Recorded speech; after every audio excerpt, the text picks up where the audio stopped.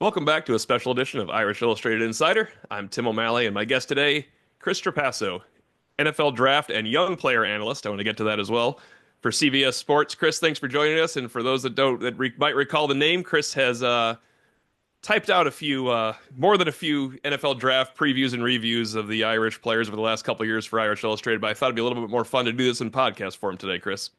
Hey, thanks for having me. This is good. This is always better. We are firmly in the Zoom era Yeah. after COVID. It's like the one good thing that came out of COVID is that now we can just jump on these. We're all comfortable with doing them. And it just adds another layer that people can consume this content and my evaluations and our conversations on these Notre Dame prospects.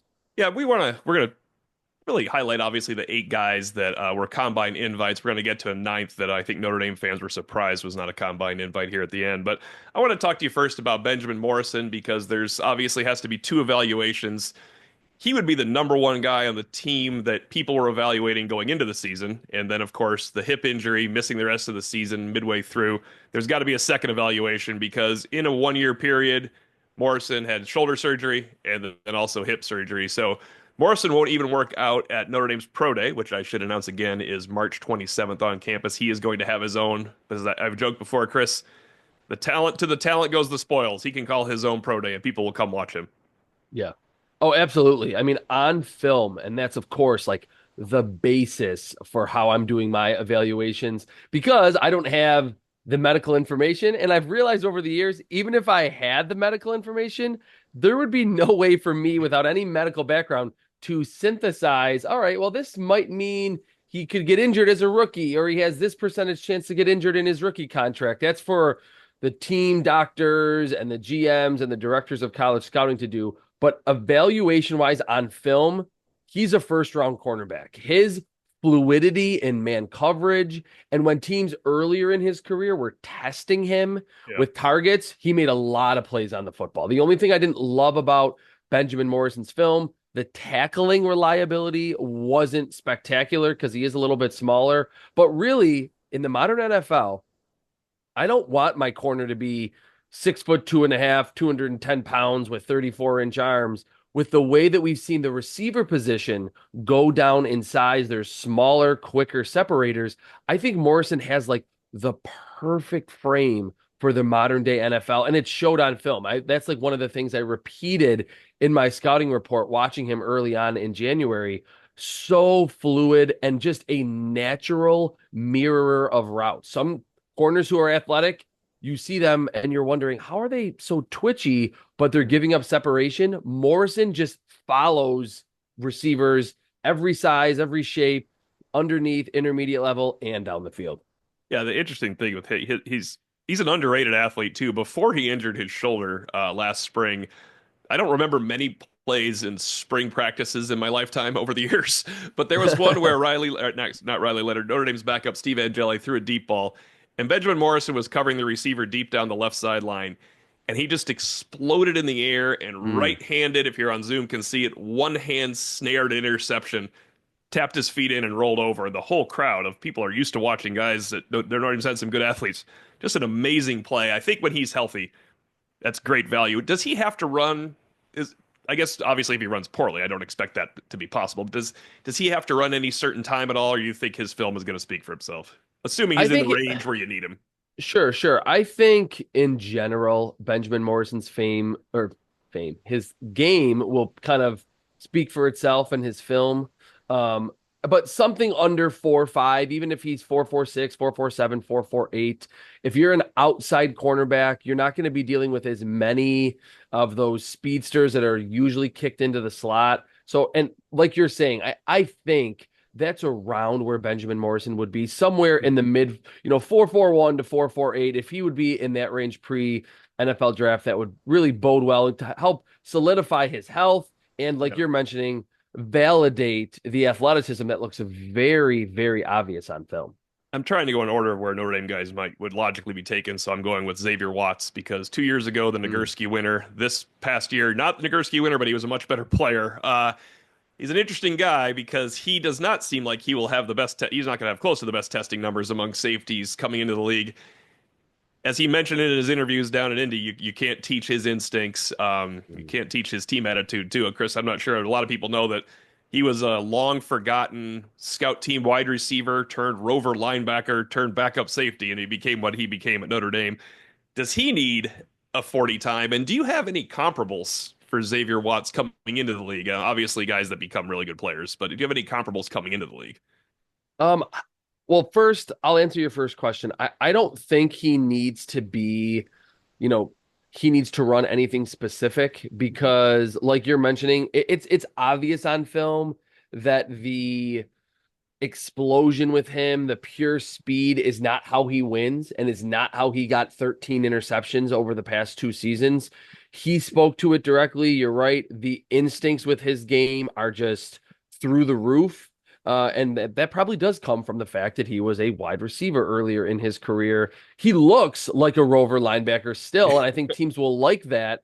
But then to see a player that's over 6 foot, over 200 pounds, but has 13 interceptions. That ball production does not lie. That's one position where I think you can do some box score scouting, where if a safety is around the football a Yeah. lot and you see those 13 picks or just crazy productivity across an entire career, you realize they're doing something right with route recognition, reading the quarterback's eyes.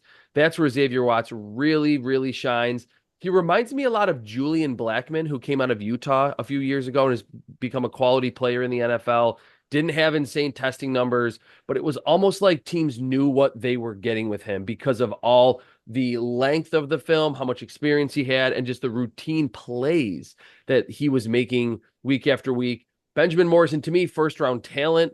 Who knows where he will go? Benjamin Morrison or Xavier Watts, probably a day two type player, but someone that I think in a few years we're going to look back and say we shouldn't have cared so much that he wasn't a 4-3-5 guy because he is around the football so often.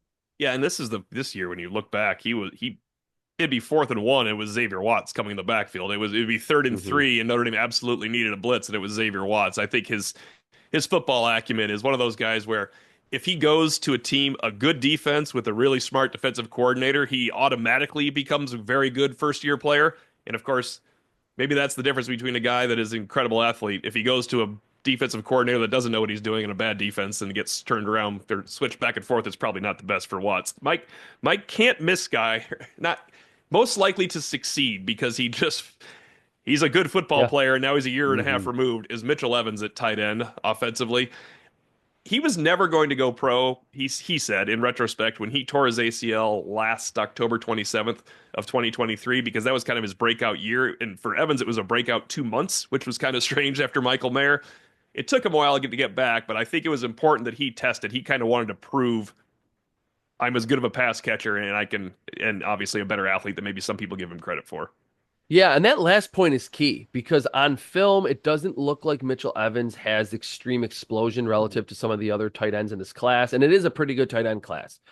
To come off the ACL, test reasonably well. It wasn't like it completely sent him into the first round or tanked his draft stock. But like you're saying, to prove that, hey, I'm a NFL caliber athlete at the tight end position. What I love about Mitchell Evans' games, two things, and I think they're absolutely vital at the tight end position: yards after the catch ability and how he rebounds the football down the field, the back shoulder game, those contested catches. In today's NFL, unless you're, in your prime Travis Kelce or maybe George Kittle, you're not going to really separate very often from linebackers and safeties. It's getting schemed open, and then what do you do after that?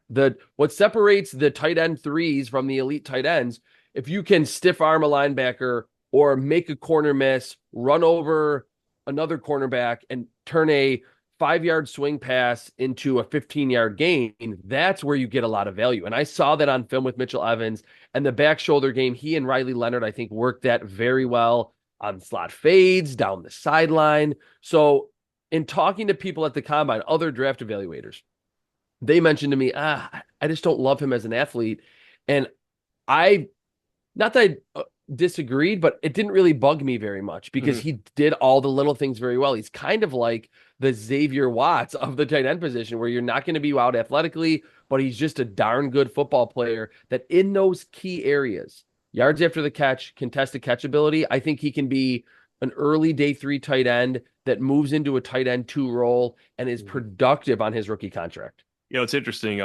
Speaking to his competitiveness, not that anybody other than Mitchell Evans thinks this of himself, but someone asked Mitchell Evans during the playoffs about Tyler Warren from Penn State. And I don't know if you've ever noticed this before, but really good players don't like to be asked about really good players at their own position. That was always the issue for Michael Mayer and Brock Bowers as well. He kind of bristled at it. Obviously, Tyler Warren's the best tight end in this draft and a unique, incredible talent. But that speaks to his competitiveness a little bit. Like Mm-hmm. Mitchell Evans is like, yeah, it'd be nice to be featured like that, kind of hinting I Yeah. could have the ball. There was a three-game stretch last in 2023, Chris. It was Ohio State, which is relevant, Duke, which had a very good defense, and Louisville that beat Notre Dame but had a good defense. We were asking ourselves, has Michael Mayer ever done this? Is what Mitchell Evans was doing to those teams. That Mm-hmm. included Steel Chambers at Ohio State, a good coverage linebacker. He dominated Duke in a way that contested catches all over the place. And then he got hurt a couple weeks later. And I think it took really to the end so we could see kind of like what Mitchell Evans could become again. So that's good news that, he earned his keep under Michael Mayer blocking. So he did have a little bit of a leg up there. Odd story, Mitchell Evans was a high school quarterback too. And Oh. yeah, his sophomore season 2022, Tommy Rees was the offensive coordinator. And Notre Dame had Drew Pine at quarterback. Wow. Obviously not good for 3rd and 2 or 4th and 1 quarterback sneak situations. So Mitchell Evans came in and they ran Mitchell Palooza from the old school days, and he was the short yardage tight end. So maybe if he goes to Philly, I don't think he's going to supplant Hurts, but that could be a Wh- spot. One other note on him. I'm big on NFL draft comparisons. I think it gives viewers and listeners, readers, just a vision Yeah. of who these players are because even if you're the biggest Notre Dame fan, it's hard to project them forward. Reminds me a lot of Foster Moreau, who out of LSU was kind of just that rugged, do everything guy, Mhm. started as a blocker, transitioned as a pretty good receiver. The contested catch ability was there and yards after the catch. And he's carved out a pretty nice career with the Saints earlier with the Raiders. So I think he's someone that Mitchell Evans favorably compares to. There's a guy that went down to the combine, and I guarantee blew away every interview because he blew away interviews here for 6 years for Notre Dame media. And we are told over the years that Jack Kaiser is going to test very well for his position. So if that doesn't happen, the Notre Dame message board, Four Horsemen Lounge at IrishIllustrated.com will be all over me because I've been promising how well he will run and jump just for listening to others. But what is your view of Jack Kaiser? And I know it's more of he's kind of a well-rounded linebacker type. He's not doesn't blow you away, but he's as productive as he gets. Yeah, you're nailing all these evaluations. I don't know if you needed to have me on here. That he's not a specialist, but what I liked with him overall the course of his career, you mentioned that it was 6 years, is the steady increase in production. As a guy gets more time on the field, earns the trust of his coaches, you want to see the tackle numbers go up. You want to see the missed tackles come down. Not a tremendous coverage linebacker, but on first and second down, very instinctive. He kind of reminds me of a more athletic version of JT Bertrand, who was picked last year Yep. out of Notre Dame. So kind of in that same range, probably somewhere on day three. Bertrand played pretty well for the Falcons as a rookie.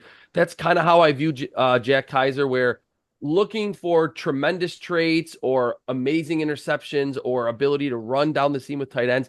I didn't necessarily see that, but another just really good football player. And I'm not surprised. It's just kind of a theme for this Notre Dame team that got all the way into the fourth quarter of the national title game. Oh, that's a great point because three of these guys, other than Morrison, Watts was a guy. Watts could have gone pro before his 5th year, but he made the right after being the Nagurski winner, Yeah, of he course. But did. he made He the did. right choice. Evans, as I said, wasn't going to go pro early. Kaiser couldn't go pro earlier, even after his 5th year. When those guys all come back for 1 year of college football, it makes for a special team, and I think that's why you saw that run. And it's funny you mentioned Bertrand. I feel this way about Kaiser, and I don't want to steal it. It's Pete Sampson, our colleague from the Athletic. He had a comment about JD Bertrand. He's like, I don't know where he'll be drafted, but if you are the second string linebacker on the team he is drafted by, you just lost your job because JD Yeah, Bertrand will that's outwork perfect. you. Jack Kaiser will outwork someone wherever he goes as well. Yeah, that's exactly what it feels like with both of them. All right, then there's the Notre Dame's MVP was Riley Leonard, obviously. Not a prototype NFL quarterback for many eras. Honestly, Riley Leonard we thought he came to Notre Dame to prove he was an NFL passer. That might have been the only thing he didn't prove at Notre Dame because he proved he was an all-time leader at the school. He's a beloved member for the media, for the fans, for his teammates. could not be a better running college quarterback outside of the immortals like Michael Vick and Vince Young and those types. Riley Leonard was a monster running the football. How do you see him? He's clearly going to have to continue to develop as a passer as he goes through the NFL. He just needs to sell himself to teams with all those positives that you just outlined. The leadership, the experience. And what's funny is 5, 6 years ago, pre-COVID, when I was doing these evaluations, if you saw a prospect who was like 23, it was like, whoa, that guy's way too old. Forget about him. He's a day three pick. Now, post-COVID, with still some of these players having that extra year of eligibility that they got during COVID, it feels like, especially at quarterback, teams like, hey, we want you to have 5 years of experience as a starter. We Yeah. want thousands and thousands of attempts. We want you to have seen every single blitz package out there in coverage, disguise, things like that. That's where Riley Leonard can say, I've been there and done that. And what I do like for him in the pros, and yes, the accuracy, the processing Mhm. certainly need to improve. And that's probably what will push him down in the draft, is the fact that a lot of young quarterbacks who are even talented passers, they have to lean on their legs early because everything that they're seeing is just happening way faster Right, than right. in the ACC or the SEC. Riley Leonard has that ability to, if he needs to step in as a backup or in the preseason to show that, hey, it's 3rd and 7, they're throwing some crazy blitz at me, no one's open. I'm not just going to take a sack. I have that ability to create, elude defenders in the pocket, and pick up that 3rd and 7 to keep the chains moving. So I think it's unique, but that's how he has to sell himself to NFL teams. I'm gonna ask you because his offensive coordinator Mike Denbrock kind of complained that Leonard's arm angle would drop or it'd change or just Mhm. do weird things during a game. Is that a thing a lot of NFL evaluators look at still to this day, even with the changing game? Yeah, I think so. And I certainly noticed that on film too. And it's something that some teams will not like and feel like we can't change that. And then there could be a team, probably the team that ultimately drafts him or picks him up after the draft, that says, if we change this, maybe we feel better about his accuracy overall, where he's not going to miss from inside a clean pocket like he did probably too often in 2024. Yeah. I want to go to a guy now who we'd have talked about already if we were going in order had Mhm. he not been injured against Indiana. Riley Mills. He's long been touted, I think, by our site and by most of the media as he was going to be a top 10 Notre Dame player for the last 4 years. Well, he was this year, and he was at the end of the previous year. Where did Riley Mills kind of rank before the playoffs when he got injured against IU? And obviously, it's a difficult situation because he's going to miss most of his first year of pro football. How does that kind of affect his status? Would he get drafted still on his future ability? I would be surprised if Riley Mills is not drafted Okay. Yep. because at his size, with his natural strength, because he's an older prospect, he feels like he has NFL power already. And Yeah. I always say this, and anything that I write, anything that I'm on draft season, usually for offensive and defensive linemen, it takes a full year to become what I call NFL strong, where even if they look powerful on film in college, they're just not quite there yet. Riley Mills, being the older prospect, having that bull rush that I thought was patented on film. Like he went to that Yeah. routinely, didn't matter who he was facing, whether it was a tackle or a guard, and he could drive people backward and then counter off it with a swim move. He has that power and refined game where I think an NFL team, if it is on day 3, because he's going to miss most of the, if not all of his rookie season, Right. will feel like we don't have to coach him up that much with power, get him in the weight room, or teach him how to utilize his hands before the injury. I don't think day 2 was out of the question. I have him just based on the film with a top 75 grade because he does have the length, the position versatility to play 3 technique or 5 technique. And again, refinement and power, which are usually things that take a year or two for young defensive linemen to learn and to just gain once they're in the NFL. I'm going to do a very quick segue here because I made a comment about your bio says NFL draft and young player analyst. That does that I assume that means you're still looking at the guys in year 1, 2, and maybe going to their second contract year 3. If true, how did Joe Alt look this year in terms of NFL power? Because I remember saying after his freshman year, God, he looks great, but maybe he'll stay 4 years because blocking 31-year-old angry men is difficult when you're 20. How did he fare this year in your mind? Well, it's really funny that you mentioned that, Tim, because I was actually a little bit lower on Joe Alt than most people for that reason exactly. That I, and this is not begrudging any other fellow draft analyst, but it was consensus. This guy's NFL ready. He's ready to go. He's one of the cleanest prospects we've ever seen. And athletically and size wise, with balance, with pass protection, refinement, hand use, all of those technical things. Joe Alt did pass with flying colors. I thought he needed a full year to get stronger, especially at being 6'8" and not 330 pounds. Like he needed to add power. You know, that funny phrase, sand in his pants. I thought he needed that. I thought as the season progressed, he got better in that regard. September and October, and it wasn't surprising. There were times where I think once there was a few games of film on him, defensive linemen said, hey, we can actually drive him back into the pocket a little bit and reset where Justin Herbert is. Everything else for Joe Alt was awesome as a rookie, and that was as expected. But you're right. It does take a year, even for the premier prospects, to gain that strength and power, like you're mentioning, to block, seasoned 31-year-old veterans in the NFL. I'm going to speak for all subscribers and Notre Dame fans that Joe Alt and Marcus Freeman, had they heard that, maybe they could have kept him for one more year and Notre Dame would have beaten Ohio State in the national championship game. So that might have helped out a little bit. Hey, I will say this. I'll say this. I have a good friend who's a big Notre Dame fan. And this, like right after the national title game, I said, if Benjamin Morrison and Riley Mills played, Notre Dame wins that game because Jeremiah Smith would not have gone off the way that he did, the big catch late to kind of seal the game. And Riley Mills' presence, his physicality, mostly really as a pass rusher, would have been huge to keep Will Howard from not getting in rhythm really at any point in the game, mostly in the first, second, and third quarters of that game. If those two guys play, those were two big guys not to have. They win that game. So I think even though this is kind of a silver lining or a consolation prize that Notre Dame fans probably don't want, it was a testament to the persistence of that team that they still were able to fight back and make that a game in the fourth quarter. There's one more guy from that game, and he had a lost year a little bit. Howard Cross. He did go down to the combine. They asked him to work a little at fullback. I was going to ask you about that when teams ask you to do another position.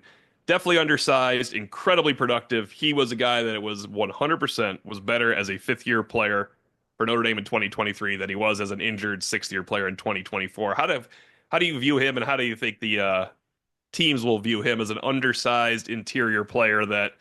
Well, he played a lot of college football, and he was injured during that championship game too, kind of half what he used to be.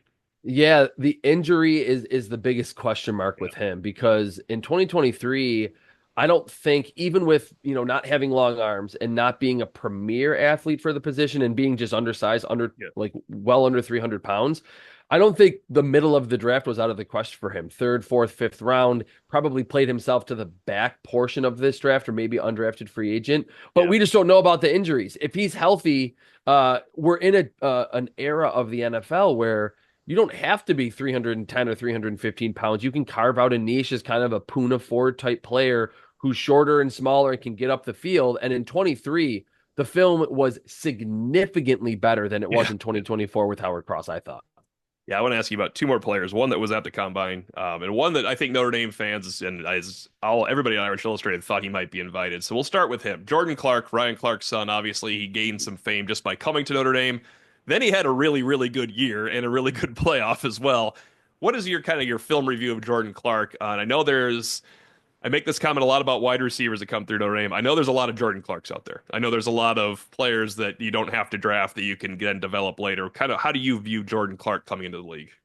Yeah, that's not crazy. I think his feistiness in the slot pops immediately on film. He plays like, I think I wrote this in my scouting report. Like he plays like he thinks he's 6'2" and 210 pounds, but he's a lot smaller than that. You want that out of your slot corners in today's NFL. Pretty good twitchiness. And I'm going to get really specific here. Changing directions, he can do it quickly. The explosion after that to run with the slot fade, if he's lost at the line against press, he leaves a little bit to be desired there, where I think I saw wide receivers create separation vertically on Jordan Clark. But he proved in the final season to be a pretty good tackler. Mm-hmm. He's aggressive, attacking underneath throws, pitches to the outside. Is he going to be Antoine Winfield as a tackler? Probably not. So it feels like his feistiness and the final season at Notre Dame that was really better than any of his seasons at Arizona State, to have that as a good taste in the mouth of scouts, directors of college scouting, things like that, bodes well for his chances to either get drafted or to just be one of like the 30% of the league that went undrafted and is ultimately on a 53-man roster in September. And our final one is a guy that we kind of talked through this pre-show with Bo Collins. Clemson transfer came to Notre Dame. On film for Clemson, his best moment was he actually beat Benjamin Morrison for a big play at Clemson in an upset of Notre Dame. Did not have a great statistical year. He had a better September than he had ending. As you pointed out, maybe he didn't test because of an injury, and I had forgotten. Of course, he missed Penn State and plenty of the national championship game because of a calf strain after scoring against Georgia. Bo Collins, I am told, Chris, I just want to throw this out there to you quickly. I'm told he's going to test great. Hmm. So he probably wanted to test in South Bend, correct? And of course, get as far away from that calf strain as he could have. Yeah, that makes the most sense. And he, I mean, I will say I haven't done a full evaluation of him, but just following Notre Dame's awesome season, like you said, he didn't show up a ton, but you could Right. see it. He's like 6'3", over 200 pounds. Just from in season, like writing a few notes, like, hey, keep an eye on this guy because he did look like a quality athlete on film.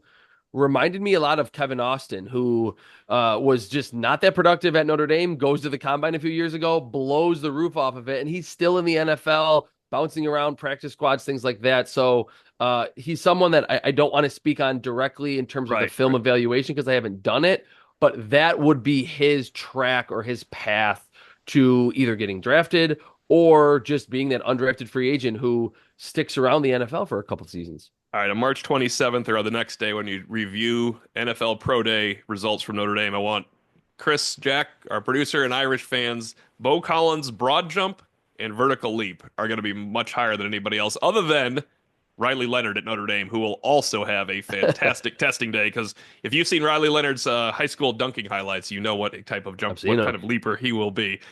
Chris, before I let you go, checked out your bio, and I want to let people know that they can go look. If you were to Google the scouting grade book, Chris Trapasso invented it, and you could just speak of it quickly. It's something. It's Sure. your tool you use, right, to grade prospects. Yeah, I used to sell it. The first couple years there was a fair amount of interest, not as much anymore because I get super nerdy and granular with this. It's just the Google sheet that spits out a formula. I have 5 skill and talent categories for every position. They're weighted based on what I deem is most important at each spot. And then at every position, that weighted system spits out a value, which is how I can like rank players 1 through 300 without just guessing where a guy kind of feels right for Right. him to go. So I have a specific number for every player. And to finish, I have Benjamin Morrison, late round one, Xavier Watts, late round one, early round two. And just based on the film, Riley Mills, just I think like my 74th overall player in this class, somewhere in that range. Again, the medicals with those guys and the athleticism numbers will maybe fluctuate their range a little, but these are 3 really good football players that I will not be one bit surprised if we're talking about them as just quality players from Notre Dame in the next few years in the NFL. And I like your last thing to talk about on the bio is trade down. You put in your bio as well. I agree. Jimmy Johnson and Bill Walsh would be proud back in the day. Trade down in the NFL draft, right? Yes, absolutely. Get as many picks as possible because for as much effort as I put into this and GMs put into this, we know we're going to be wrong like 70% of the time. All right. If you'd like to follow Chris Trapasso, great Twitter follow, especially this time of year. That's Trapasso. Chris, thank you so much for joining us. That was a great time. I'll check it. I'll at least send you some texts after Bo Collins jumps out of the Please gym and do. Riley Leonard does as well. So Please do. Thanks, guys. thanks a lot, Chris. For Tim O'Malley, this has been a special edition of Irish Illustrated Insider, and we'll see you again on Thursday.